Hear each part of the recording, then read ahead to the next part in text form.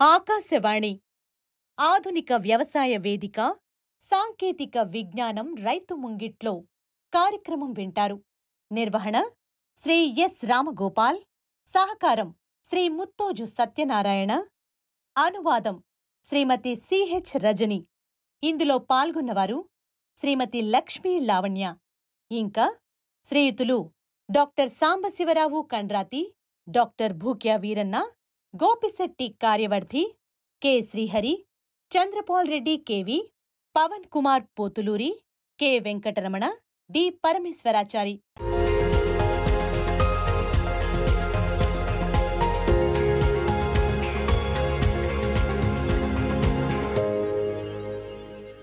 నమస్కారం. ఈ రైతు వేదిక సదస్సుకి మీ అందరికీ స్వాగతం. ఈరోజు మనం కొన్ని పంటల గురించి మాట్లాడుకుందాం.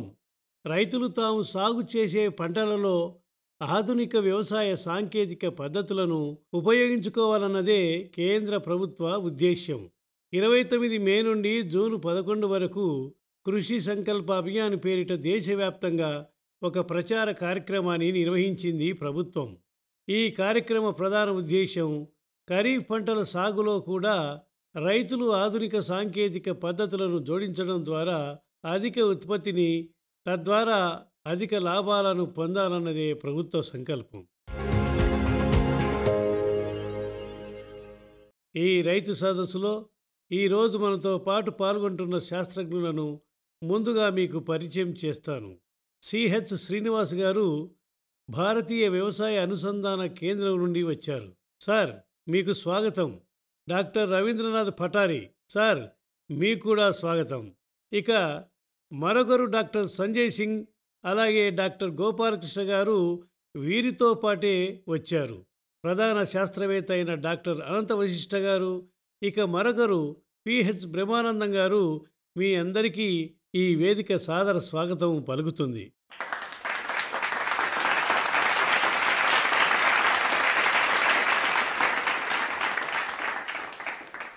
రైతుల సందేహాలకు శాస్త్రవేత్తలు సమాధానాలు మీకు తెలియజేస్తారు.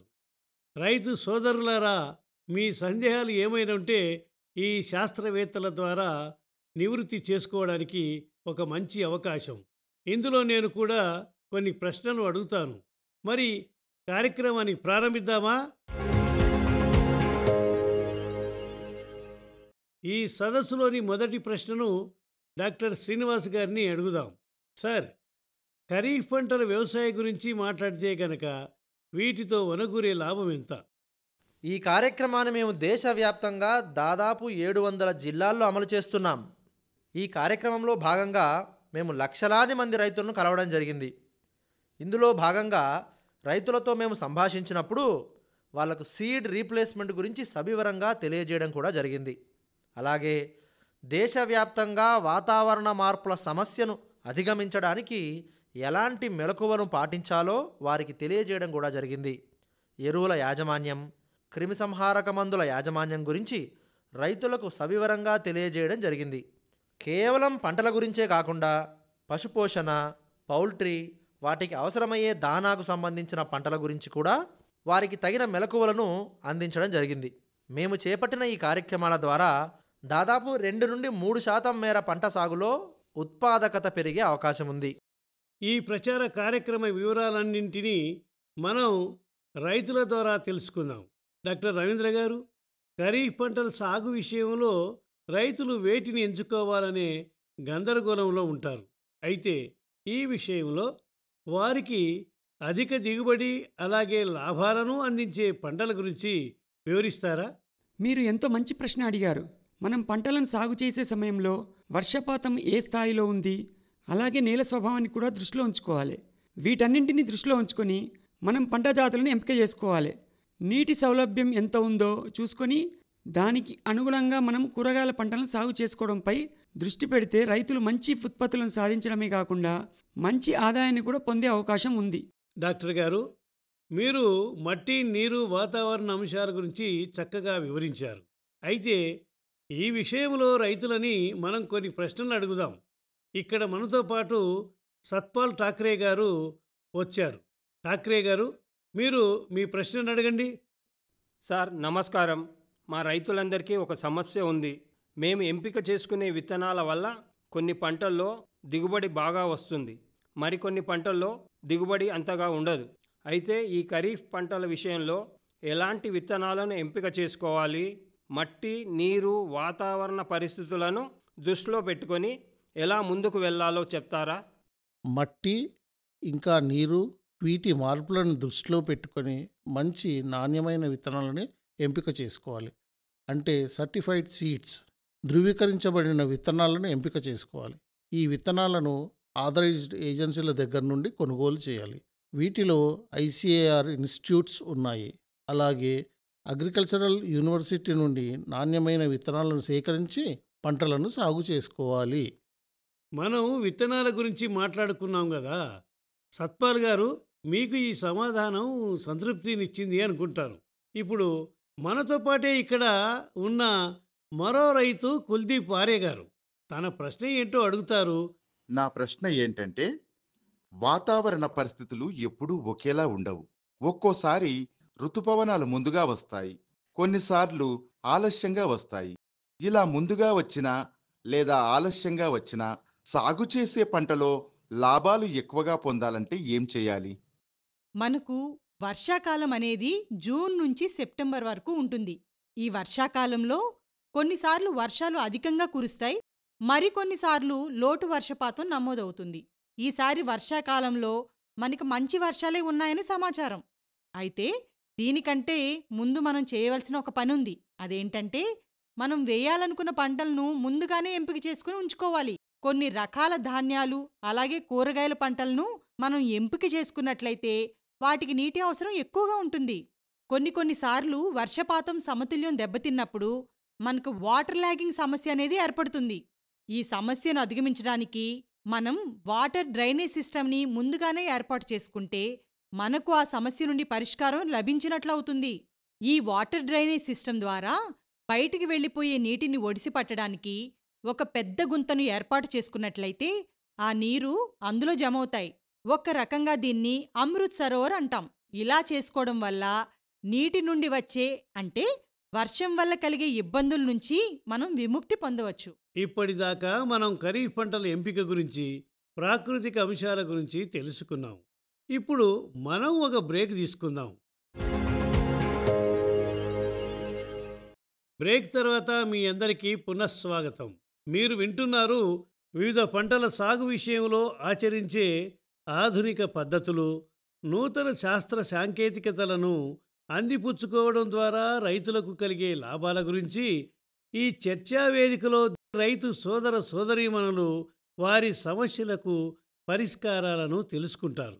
ఈ కార్యక్రమాన్ని ప్రారంభించుకునే ముందు ఖరీఫ్ పంటల గురించి ఈ వివరణ ఒకసారి వినండి.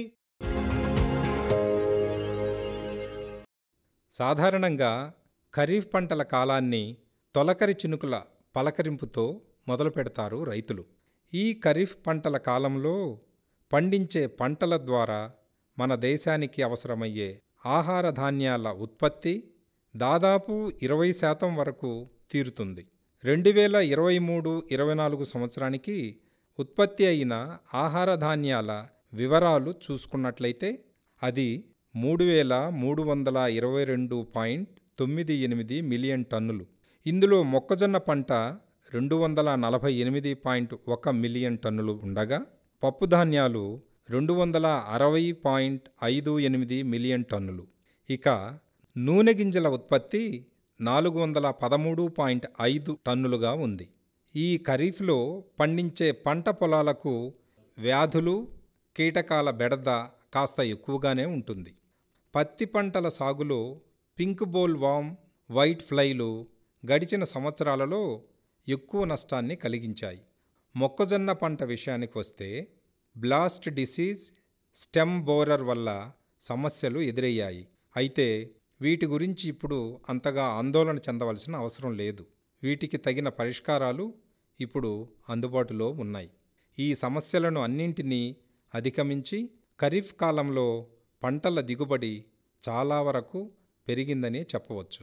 ఇందుకు ప్రధాన కారణాలు సరైన వర్షపాతం నమోదు కావడం, అలాగే ప్రభుత్వం నుండి మంచి ప్రోత్సాహకాలు లభించడం వల్లే ఈ అధిక ఉత్పత్తి సాధ్యమైందని చెప్పవచ్చు.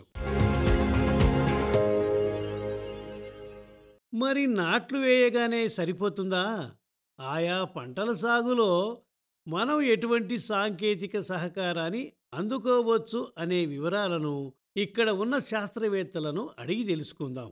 అయితే ఈ విషయంలో మనం ముందుగా సిహెచ్ శ్రీనివాసరావు గారిని అడిగి తెలుసుకుందాం. ఈ మట్టి ఎంత మెరుగైనదిగా ఉంటే మనకు పంట దిగుబడి అంత అధికంగా వస్తుంది. మరి ఈ సాయిల్ గురించి మీరేమంటారు డాక్టర్ గారు? మట్టి పోషణ అనేది ఎంతో ముఖ్యమైన అంశం. అందుకే పంట సాగుకు ముందే మట్టి పరీక్ష చేయించుకోవాల్సిన అవసరం ఎంతైనా ఉంది. మన మనుషులకు ఆరోగ్యం ఎంత ప్రధానమైనదో అలాగే మట్టికి కూడా. మనం పండించే పంటకు నైట్రోజన్, యూరియా, ఫాస్ఫరస్ వీటన్నింటినీ ఏ మోతాదులో వేసుకోవాలో మనకు సరైన అవగాహన ఉండదు. అలాగే పొటాషియం విషయానికి వస్తే కొన్ని పంటలకు దాని అవసరం ఉంటుంది, మరికొన్ని పంటలకు అసలు పొటాషియం అవసరమే ఉండదు. ఇక మైక్రోన్యూట్రియంట్లు అంటే ఈ జింక్, ఐరన్, బోరాన్ వగైరాలను ఏ మోతాదులో ఎక్కడ ఎలా వాడాలో మనకు తెలియకుండానే పోతుంది. అందుకే మట్టి పరీక్షలు చేయించినట్లయితే దానికి ఏ పోషకాలను ఎంత మోతాదులో వాడాలో మనకు అర్థమవుతుందన్నమాట.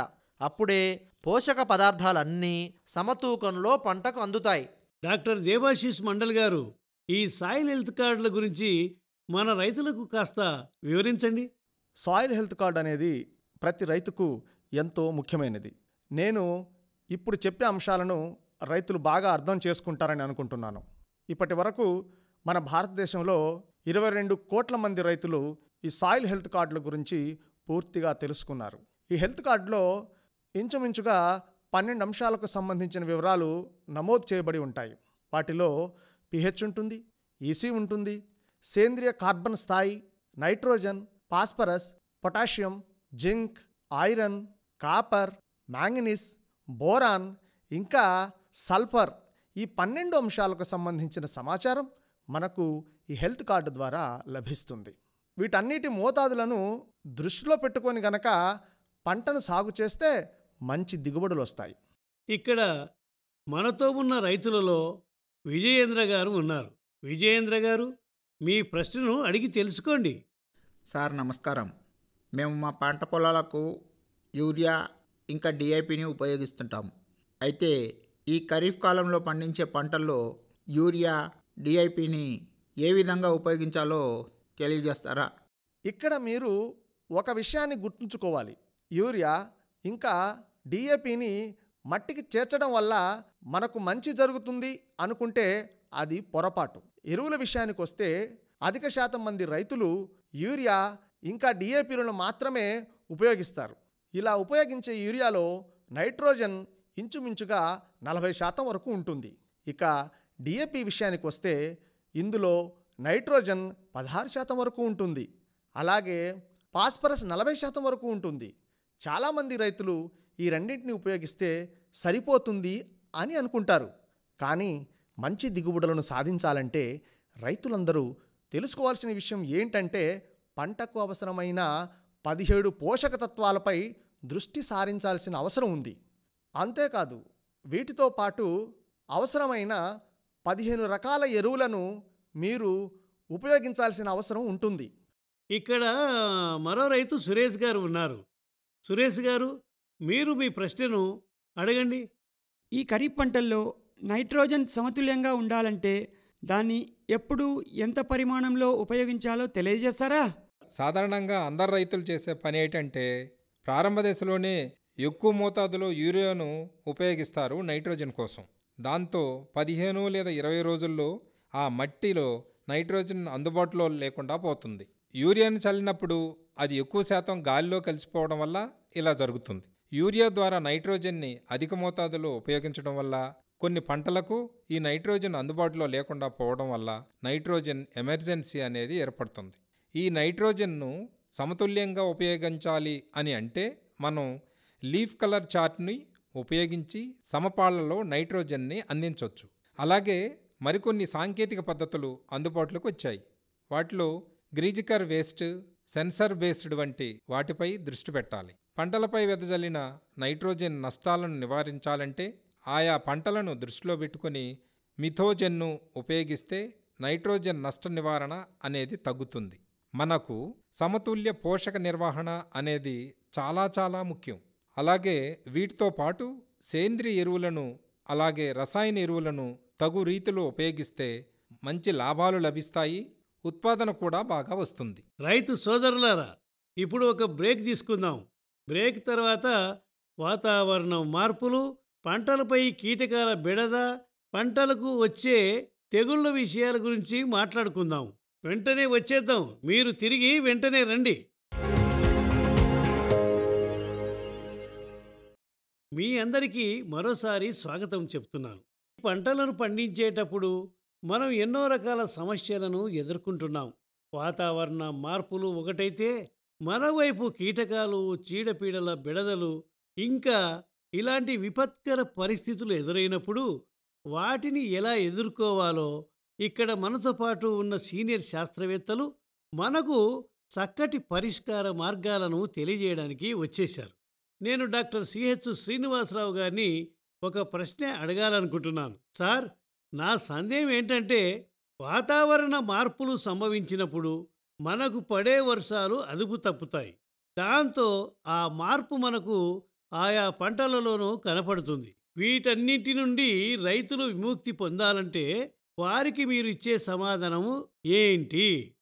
ఈ రోజుల్లో రైతులు చాలా ఎక్కువగా ఎదుర్కొంటున్న సమస్య ఏదైనా ఉందంటే అది వాతావరణ మార్పే. వర్షాకాలంలో కొన్నిసార్లు ఎక్కువ, కొన్నిసార్లు తక్కువగా వర్షపాతం నమోదవుతూ ఉంటుంది. ఈ సమస్యను అధిగమించాలంటే మనం ఆయా పొలాల్లో, అంటే మన పంట పొలాల్లో ఫామ్ పాండ్లను నిర్మించుకోవాలి. దీనికి తోడుగా ఆగ్రో అడ్వైజర్ల సలహాలు, సూచనలు తీసుకోవాలి. మన వ్యవసాయ ఐఆర్ఐ సంస్థలు ఈ ఆగ్రో అడ్వైజర్ల సేవలను అందుబాటులోకి తీసుకొచ్చాయి. రాబోయే 2-3 రోజుల్లో వర్షాలు వస్తున్నాయి అని గనక సమాచారం ఉంటే మనం ఫామ్ పాండ్లలో నిల్వ చేసుకున్న నీటిని అస్సలు ఉపయోగించకూడదు. ఈ ఫామ్ పాండ్లలో సేకరించి ఉంచుకున్న నీటిని తీవ్ర నీటి ఎద్దడి పరిస్థితులు ఎదురైనప్పుడు మాత్రమే ఉపయోగించాలి. ఈ సంవత్సరం మనకు వర్షాలు ఆశావహంగానే ఉన్నాయి, కానీ వర్షాలు సరిగా లేనప్పుడు మనం శాచ్యురేటెడ్ విత్తనాలను మాత్రమే ఎంపిక చేసుకోవాల్సిన అవసరం ఉంటుంది. రైతులారా, వర్షాలు ఆలస్యమైన పరిస్థితులలో 100 కిలోలు, 120 కిలోల ఎరువులను వాడకూడదు. అలా ఉపయోగించినట్లయితే మనం నష్టాన్ని ఎదుర్కోవాల్సి వస్తుంది. అంతేకాదు, అంత మోతాదులో కొనుగోలు చేయాల్సి వచ్చిన ఎరువులపై పెట్టిన పెట్టుబడి కూడా వృధా అయిపోతుంది. ఇప్పుడు డాక్టర్ అనంత వశిష్ఠ గారిని ఒక ప్రశ్న అడుగుదాం. మేడం, మీరు చెప్పండి, కీటకాల బెడదను ఎలా నివారించాలో, అలాగే ఈ కీటకాల బెడదను ముందుగానే నివారించుకోవాలంటే దానికోసం మీరు ఇచ్చే ఉపాయం ఏదైనా ఉందంటారా? ఈ వాతావరణ మార్పుల ఫలితంగా ఉదయం వాతావరణం చలిగా ఉంటుంది, అది కాస్త సాయంత్రానికి వేడిగా మారిపోతుంది. దీంతో పంటలను కీటకాలు లేదా చీడపీడలు ఆశిస్తాయి. అయితే దీనికోసం భారతీయ అనుసంధాన సంస్థతో పాటు ఇంకా కొన్ని పరిశోధనా సంస్థలు 4 వార్నింగ్ మోడల్ను అభివృద్ధి చేశారు. అంటే వాతావరణ పరిస్థితుల నుంచి ముందస్తు హెచ్చరికలు జారీ చేసే ఒక వ్యవస్థను ఏర్పాటు చేశారన్నమాట. పంటలను కీటకాలు లేదా చీడపీడలు ఆశించినప్పుడు వాటిని నివారించడానికి వాతావరణం ఎండగా ఉంది కదా అని మనం కీటకనాశక మందులను పిచికారీ చేస్తాం. కానీ సాయంత్రానికి వర్షం కురవడంతో మనం పిచికారీ చేసిన కీటకనాశక మందులు కాస్త వర్షం నీటిలో కలిసిపోయి దాని ప్రభావం లేకుండా చేస్తుంది. అయితే ఇందుకోసం భారత వ్యవసాయ పరిశోధన మండలి ఇంకా భారత వాతావరణ శాఖ వాళ్ళు సంయుక్తంగా ఒక మొబైల్ యాప్ను అభివృద్ధి చేశారు. దాని పేరు మేఘ్దూత్ యాప్. దీన్ని రైతులందరూ తమ మొబైల్లో డౌన్లోడ్ చేసుకుని ఉంచుకోవాలి. దీని ద్వారా వాతావరణానికి సంబంధించిన వివరాలు, అలాగే ఆయా కాలాలలో వచ్చే పంట తెగుళ్ళు, కీటకాలకు సంబంధించిన పరిష్కార మార్గాలతో సవివరమైన సమాచారం మీకు అరచేతిలోనే అందుబాటులో ఉంటుంది. ఇక్కడ ఇప్పుడు ఒక ప్రశ్నను డాక్టర్ హర్వీర్ సింగ్ గారిని అడిగి తెలుసుకుందాం. రైతులు తమ పంట కాలం మొత్తం చెమటోడ్చి కష్టపడుతూ ఉంటారు. చివరికి పంట కోతకొచ్చిన తర్వాత కూడా వాళ్ళు సమస్యలను ఎదుర్కొంటూనే ఉంటారు. అంటే ఆ పంటను ఎక్కడ అమ్మాలి, మార్కెట్కి ఎలా చేర్చాలి వగైరా. అయితే నా ప్రశ్న ఏంటంటే, పంట కోత కోసి వాటిని సంచులో నింపిన తర్వాత వాళ్ళు తక్కువ ఖర్చుతో మార్కెట్కి తరలించే అవకాశాలు ఏమైనా ఉన్నాయంటారా? ఈ వివరాలు మీరు తెలియజేయండి. పంటని మార్కెట్కు తరలించడానికి ముందు మీరంతా మీ సహచర రైతుల్ని సంప్రదించి అందరూ కలిసి కలివిడిగా వారి వారి పంట యూనిట్లను ఒకేసారి మార్కెట్కు తరలించే ఉపాయం గనక చేసినట్లయితే వారికి కొంత ఖర్చు కలిసి వస్తుంది. ఇక పంటలను కొనుగోలు చేసే విషయానికి వస్తే కొన్ని సంస్థల వివరాలు ఆన్లైన్లో కూడా అందుబాటులో ఉన్నాయి. అటువంటి వాటిలో అగ్మార్కునెట్, ఈనామ్ వంటి ఉన్నాయి. వీటిలో రోజువారీ ధరలు అందుబాటులో ఉంటాయి. ఇంకా ధాన్యాన్ని కొనుగోలు చేసే మార్కెట్ల వివరాలు కూడా వీటిలో అందుబాటులో ఉంటాయి. ఈ సమాచారాన్ని అందుబాటులో ఉంచుకొని తగిన నిర్ణయాన్ని రైతులు తీసుకునే అవకాశం కూడా కల్పిస్తుంది. ఈనాంలో ఉన్న సమాచారాన్ని ఉపయోగించుకుంటే మీకు మీ ఉత్పత్తిని ఎక్కడ అమ్మాలో ఎక్కడ అమ్మకూడదో బోధపడుతుంది. ఈ ఖరీఫ్ సీజన్లో దిగుబడి పెరగడానికి పంటల మార్పిడిని ఎలా ఎంచుకోవచ్చు? ఈ వివరాలను డాక్టర్ బిఎస్ తోమర్ గారు మనకు వివరిస్తారు. తోమర్ గారు, మీరు రైతులకు వివరించండి. ఢిల్లీ పరిసర ప్రాంతాల్లోని రైతులు గోధుమలు ఇంకా ధాన్యాలను పండిస్తుంటారు. ఇక ప్రత్యేకించి ఢిల్లీ విషయానికి వస్తే ఇక్కడ వర్షాకాలంలో ధాన్యాలను, చలికాలంలో గోధుమలను లేదా ఆవాలను పండిస్తుంటారు. ఈ ప్రాంతాల్లో కూరగాయలను కూడా మన రైతులు సాగు చేస్తూ ఉంటారు. అంటే ఇక్కడ ఒక అంశంపై శ్రద్ధ వహించాల్సి ఉంటుంది. అదేవిధంగా కూరగాయల్లో పండించే ఆకుకూరల ఆకు రంగులలో నెమ్మదిగా మార్పు తీసుకురావాల్సిన దానిపై దృష్టి సారించాల్సిన అవసరం ఉంటుంది. వర్షాకాలంలో ఆకుకూరలు పండించే రైతులు మంచి లాభాలను ఆర్జించవచ్చు. కూరగాయలు, పాలకూర, కాలీఫ్లవర్, విదేశీ పాలకూర, వంకాయలను కూడా పండించవచ్చు. తక్కువ కాల వ్యవధిలో చేతికందే పంటలను ఎంపిక చేసుకోవచ్చు. ధాన్యాలను పండించినట్లయితే వాటికి 120 నుండి 130 రోజుల సమయం పడుతుంది. అదే వ్యవధిలో కూరగాయలను సాగు చేసినట్లయితే 2 పంటలు చేతికి అందుతాయి. ఆ విధంగా మంచి లాభాలను ఆర్జించవచ్చు. ఇక ఇప్పుడు మనతో ఉన్న రైతు కుల్దీప్ గారు మీరేదో అడగాలనుకుంటున్నారు. కుల్దీప్ గారు, అడగండి. మీ ప్రశ్న ఏంటో దానికి సమాధానం హర్వీర్ సింగ్ గారు మీకు వివరిస్తారు. నా ప్రశ్న ఏంటంటే, రైతుల కోసం అందుబాటులో ఉన్న ట్రేడింగ్ ప్లాట్ఫామ్లు ఏమిటో తెలియజేయండి.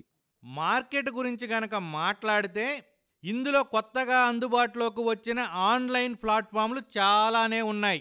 అందులో ఒకటి జాతీయ వ్యవసాయ మార్కెట్ ఈనామ్ ఉంది.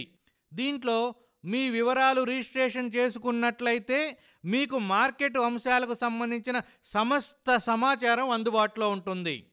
కేవలం మీ పరిసర ప్రాంతాల్లో ఉన్న మార్కెట్ల వివరాలే కాకుండా యావత్ దేశంలో ఉన్న అన్ని మార్కెట్లలో జరుగుతున్న లావాదేవీల గురించి సమాచారం లభిస్తుంది. ఇవి కాకుండా ప్రైవేటు కంపెనీలు కూడా చాలా ఉన్నాయి.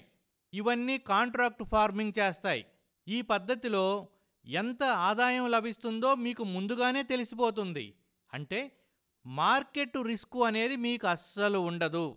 ఈ విధానంలో రైతులకు తప్పక లాభాలు వస్తాయి.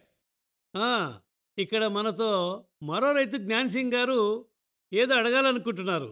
జ్ఞాన్ సింగ్ గారు, మీరు మీ ప్రశ్నను చక్కగా అడగండి. నా ప్రశ్న ఏంటంటే, ఈ ఖరీఫ్ పంటలలో రైతు అదనంగా దిగుబడిని సాధించాలంటే దానికి అవకాశాలు ఉన్నాయా? 6 కాలం కష్టపడి పంట పండించిన రైతు తనకు దిగుబడి బాగా రావాలని కోరుకుంటాడు. అధికంగా దిగుబడి రావాలంటే 1 ప్రాసెసింగ్, వెల్ మెడిసిన్, ఇంకా గ్రేడింగ్, చివరగా మార్కెటింగ్, వీటన్నింటినీ జాగ్రత్తగా చూసుకోవాల్సి ఉంటుంది. ఖరీఫ్ కాలంలో పండించే పంటల కోసమైతే విత్తనాలను కొనాలి, ఎరువులను కొనాలి, అలాగే మందులను కొనుగోలు చేయవలసి ఉంటుంది. వీటన్నింటికీ తరుణోపాయంగా సమిష్టి వ్యవసాయం అనేది ఒక పరిష్కారాన్ని చూపిస్తుంది. ఆ విధంగా వ్యవసాయాన్ని చేయించే సంస్థ FPO. ఇది రైతులు మాత్రమే సభ్యులుగా ఉన్న ఫార్మర్ ప్రొడ్యూసర్ ఆర్గనైజేషన్. FPO ద్వారా కొనుగోలు చేసే ప్రతి వస్తువు నాణ్యమైనదిగానే ఉంటుంది. అలా చేసినట్లయితే విత్తనాల నాణ్యత బాగుంటుంది. నాణ్యత బాగున్నప్పుడు మనం విత్తుకోవలసిన విత్తనాల పరిమాణం తగ్గుతుంది. పంటకు అవసరమైన మందులు కూడా మంచి నాణ్యతా ప్రమాణాలు కలిగి ఉంటాయి. విత్తనాలు, మందులు, ఎరువులు ఇవన్నీ నాణ్యమైనవిగా ఉన్నప్పుడు పండించిన పంట కూడా ఎంతో నాణ్యమైనదిగానే ఉంటుంది. నాణ్యమైనది కాబట్టి అధిక దిగుబడి వస్తుంది. అలాగే ఆ పంటకు ధర కూడా అధికంగా పలుకుతుంది. దాంతో రైతులు మంచి లాభాలను ఆర్జిస్తారు.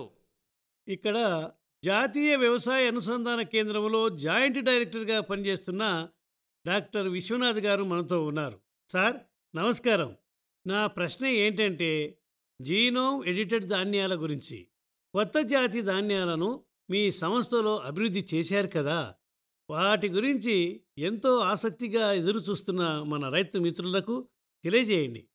మనం ఈ మధ్యకాలంలో నిరంతరం వాతావరణ మార్పులను ఎక్కువగా ఎదుర్కొంటున్నాం.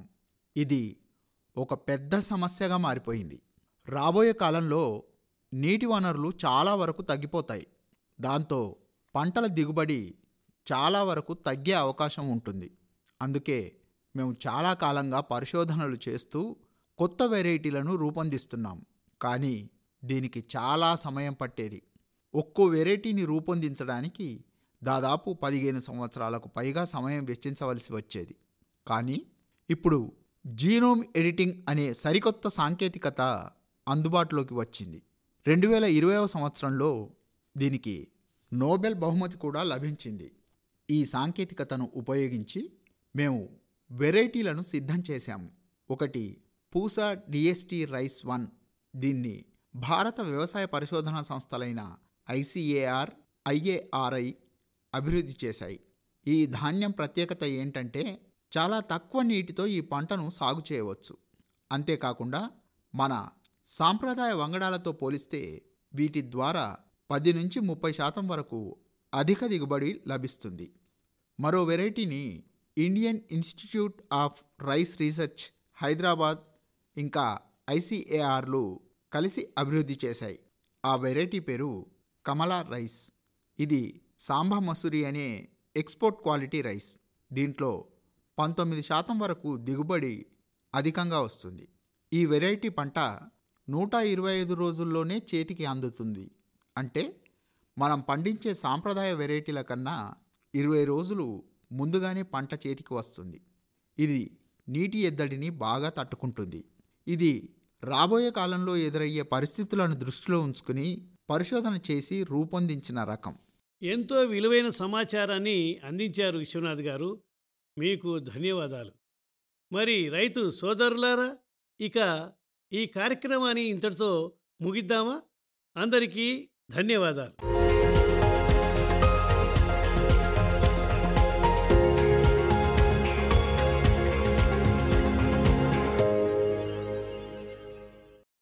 ఇంతవరకు ఆధునిక వ్యవసాయ వేదిక సాంకేతిక విజ్ఞానం రైతు ముంగిట్లో కార్యక్రమం విన్నారు. నిర్వహణ శ్రీ ఎస్ రామగోపాల్. సహకారం శ్రీ ముత్తోజు సత్యనారాయణ. అనువాదం శ్రీమతి సిహెచ్ రజని. ఇందులో పాల్గొన్నవారు శ్రీమతి లక్ష్మీ లావణ్య, ఇంకా శ్రీయుతులు doctor Sambasivarao Kandrathi, doctor Bhukya Veeranna, Gopisetti Karyavardhi, K Srihari, Chandrapal Reddy KV, Pavan Kumar Pothuluri, K Venkataramana, D Parameshwarachari.